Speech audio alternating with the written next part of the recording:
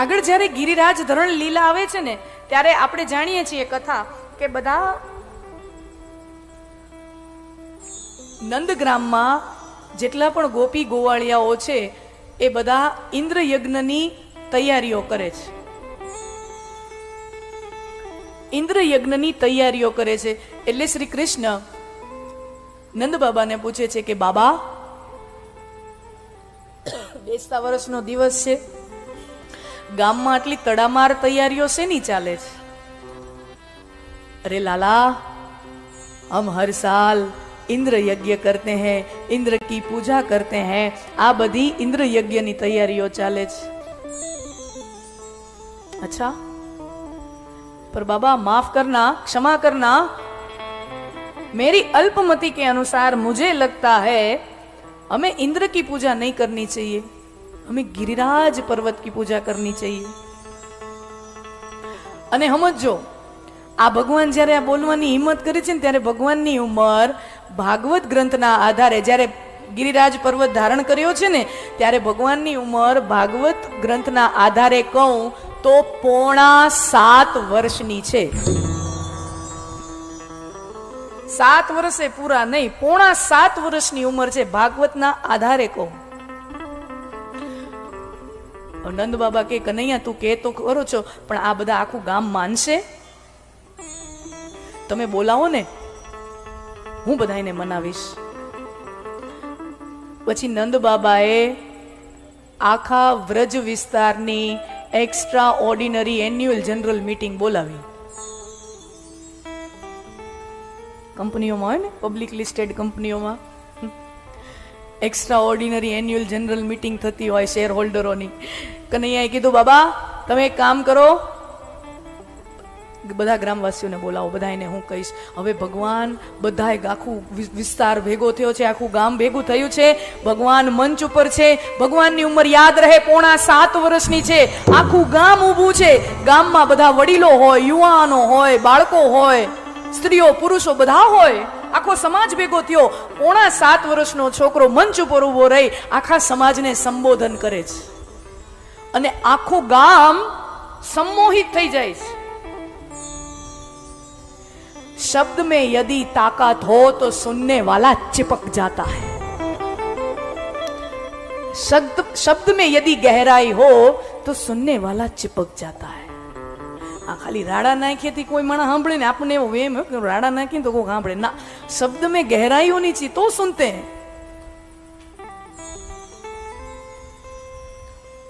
અને હવે જે પ્રસંગ આવે છે, ભગવાન 7.5 વર્ષની ઉંમરમાં આખી સમાજને જે સંબોધન આપે છે ને, ભાગવત ગ્રંથના આધારે કહું, વિષ્ણુ પુરાણ ગ્રંથના આધારે કહું તો શ્રી કૃષ્ણના જીવનનું પહેલું જાહેર ભાષણ અત્યારે હવે થઈ રહ્યું છે.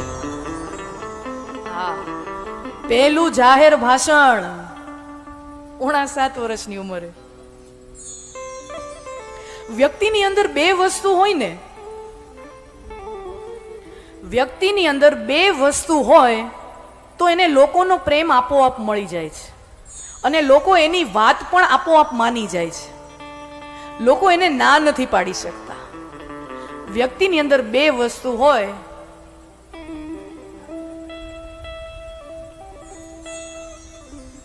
એક બુદ્ધિ સાત્વિક હોય,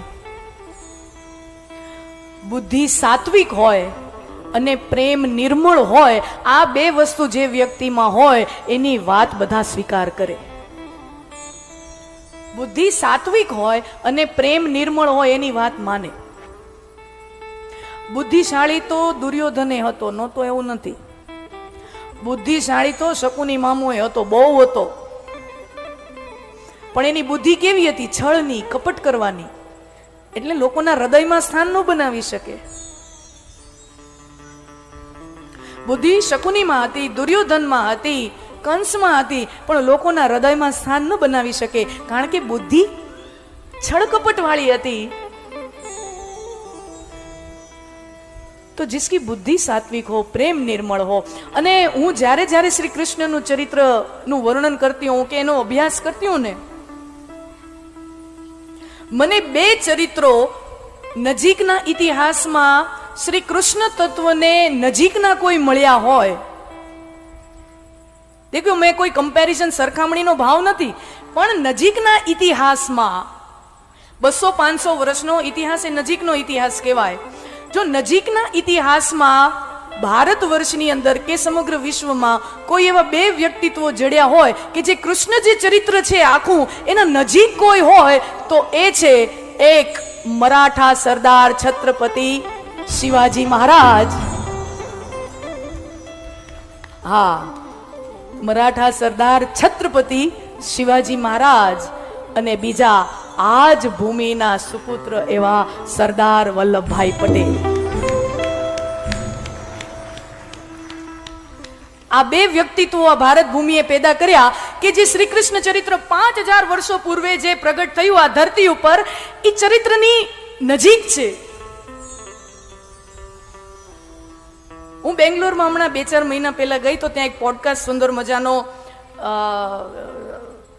છે, અવેલેબલ છે યુટ્યુબમાં, અરવિંદ અરોરા શો કરીને. તો એમાં એણે મને પૂછ્યું કે તમારું પ્રિય ઐતિહાસિક પાત્ર કયું? એટલે મને તો 1 સેકન્ડ વાર ન લાગી, મેં તરત કીધું કે છત્રપતિ શિવાજી મહારાજ, કારણ કે અદ્ભુત ચરિત્ર છે, અદ્ભુત. જેટલું વાંચો ને એમાં હા એમ હોભાવ જ તૈયાર રાખે. ઔરંગઝેબે પકડી લીધેલો આગ્રાની જેલમાં. શિવાજી મહારાજને ઔરંગઝેબે પકડી લીધેલા અને આગ્રાની જેલમાં પૂરી લીધેલા. અને શિવાજી મહારાજનું બુદ્ધિ ચાતુર્ય કેવું, જેમ ભગવાન કૃષ્ણજી છે ને ગમે ત્યાંથી છટકી જાય એમ શિવાજી મહારાજ પકડાના નથી. પકડાના ને ઔરંગઝેબે પકડ્યા, જેલમાં પૂર્યા, આગ્રાની જેલમાં પૂર્યા. અને છત્રપતિ વિચાર કરે, શિવાજી મહારાજ વિચાર કરે કે આમ તો મેળ નહીં પડે, મારે તો હિન્દ સ્વરાજની સ્થાપના કરી, હું જેલમાં પૂરે કેમ મેળ પડે? પછી યુક્તિ કરી. હવે વિચાર કરો, બાદશાહ ઔરંગઝેબની જેલમાંથી નીકળવું એટલે એક તો ઔરંગઝેબ એટલો ક્રૂર અને એને ખબર છે કે છત્રપતિ શિવાજી મહારાજ એનું શું મહાત્મય છે આ ભારતની ભૂમિમાં, એટલે એના માટે તો એને સિક્યોરિટી વધારે જ રાખી હોય ને બીજા કરતા.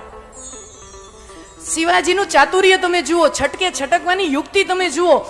એને છે ને, હવે આમ તો રાજા છે ને, તો રાજા ભલે જેલમાં હોય તો એને થોડીક સુખ સુવિધાઓ આપવી પડે.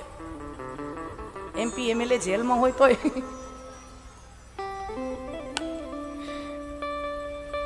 વ્યવહારિક સત્ય છે, સ્વીકારવાનું ને ભાઈ, એ કઈ થોડી હુકારવાટલા જમે. તો કહેવાનો અર્થ, અભી છત્રપતિ હે, રાજા હે, તો થોડીક સુખ સુવિધા તો મળે. એટલે છત્રપતિએ હુકમ કર્યો ઔરંગઝેબના શાસનને કે તમે એક કામ કરો, મને છે ને થોડાક રોજ ફળ ફૂલ ને બધું આવું જોઈશે, જેમ તેમ આમ સુકા રોટલા હું ન જમું. તો એવો વિનંતી રાખી. અને હવે ઔરંગઝેબ માટે તો એવા ફળ ફૂલ હવે ઠીક છે વ્યવસ્થા કરી દીધી. રોજ ફળના ટોકલાની વ્યવસ્થા કરે, રોજ ફળનું ટોકલું આવે. આવું એને 2 મહિના હલાવ્યું. 2 મહિના હલાવ્યું. રોજ ફળનું ટોપલું આવે, મોટું ફળનું ટોપલું આવે, એ જમે. આ 2 મહિના આ વહીવટ આવેલો. પછી ને શરૂમાં તો આમ ચેકિંગ થાય, ફળનું ટોપલું આવે ને બધું ઊંચું નીચું થાય, આમ બધું બરાબર છે કે નહીં.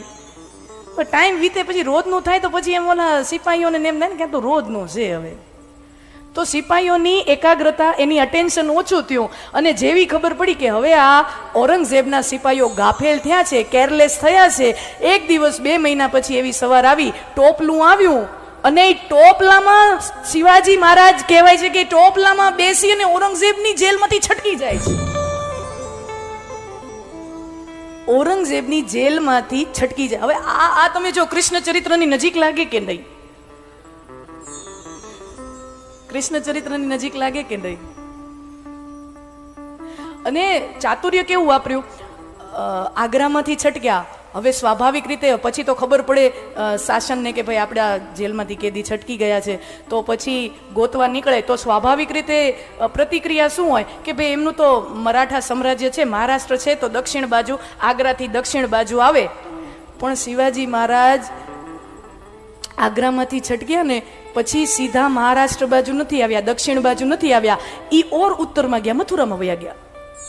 કહેવાય છે કે મથુરામાં થોડોક સમય વીત્યા અને જ્યારે પાણી ઠંડુ થયું ત્યારે વળી પાછા ત્યાંથી છટક્યા. એ વ્યક્તિત્વ હે.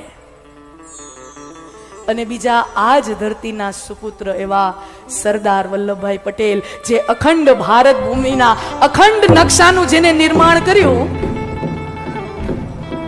અખંડ ભારત નકશાનું નિર્માણ કર્યું, અને જેના કારણે હજી પણ આપણે બધા રાજ્યો ભેગા થઈને સુખ સંપત્તિ આર્થિક વિકાસ તરફ જઈ રહ્યા છીએ. એનો મુખ્ય પાયો કોઈએ નાખ્યો હોય તો સાહેબ સરદાર વલ્લભભાઈ પટેલે નાખ્યો છે. અને આ બધું કામ સરળ તો ના જ હોય સ્વાભાવિક રીતે. હા, એ તો કહેવામાં સરળ લાગે કે 562 રજવાડા ભેગા કર્યા, પણ એ કહેવામાં એક લાઈનમાં પૂરું થઈ જાય, પણ એ કરવામાં બોલને में और करने में जो फर्क है, બોલવામાં અડધી લીટીમાં પતી જાય. અને કેવું 562 રજવાડા હતા ને, એમાંથી 220 રજવાડા સૌરાષ્ટ્રમાં હતા. હા, આ ઐતિહાસિક છે. 562 રજવાડામાંથી સૌરાષ્ટ્રમાં 220 રજવાડા હતા આખા ભારતમાંથી. એ બધાને ભેગા કરવા,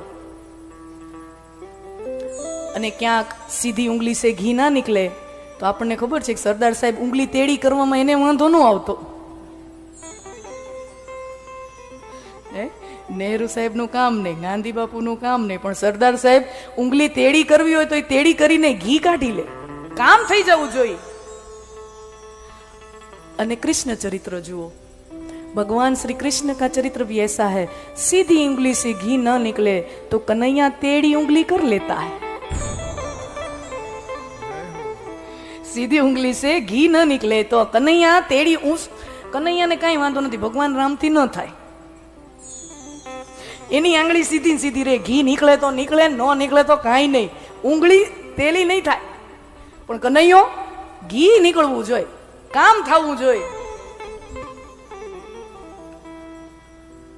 આપણે મહાભારતમાં પ્રસંગ જોઈએ છીએ કે ઓલા જયદ્રથ હતો, અર્જુન છે ને પ્રણ લઈ લે છે ને કે સૂર્યાસ્ત પહેલા જયદ્રથને ન મારું ને, અભિમન્યુના મૃત્યુનો બદલો ન લઉં, જયદ્રથને ન મારું ને તો હું આત્મહત્યા કરી લઈશ. અર્જુને પ્રતિજ્ઞા લઈ લીધી, અને આપણને ખબર છે કે જયદ્રથને ઓલા કૌરવોએ હંતાડીને રાખેલો આખા દી પૂરતો.